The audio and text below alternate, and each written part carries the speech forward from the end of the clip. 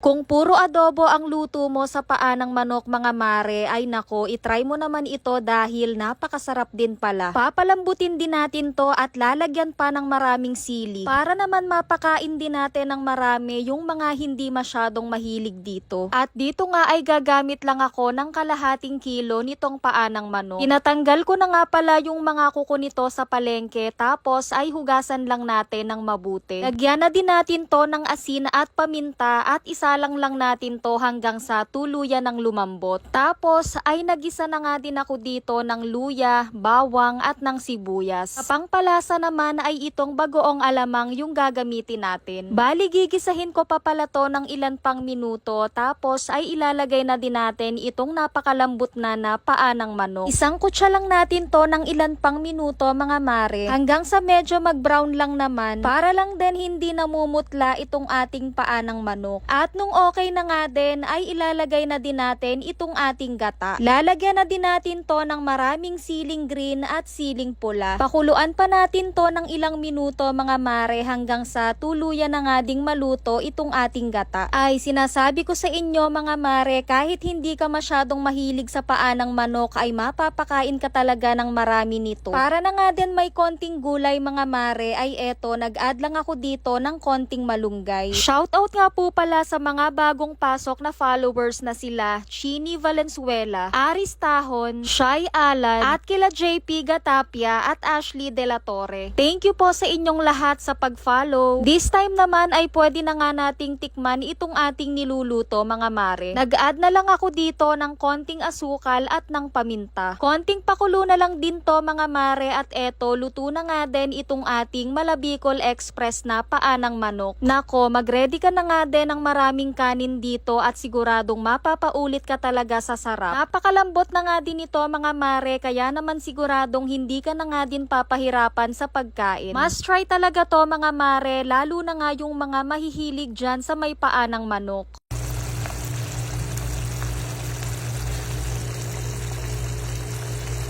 Tingnan nyo naman mga mare, at itsura pa nga lang nito ay nakakatakam na. Nako, mapapakamay ka na lang talaga nito sa pagkain. Shoutout nga pala kay Redman Lapas na birthday ngayon at lagi ding nanonood sa atin. O siya, hanggang dito na lang mga mare, at sana ay suportahan nyo ulit yung ating susunod na video.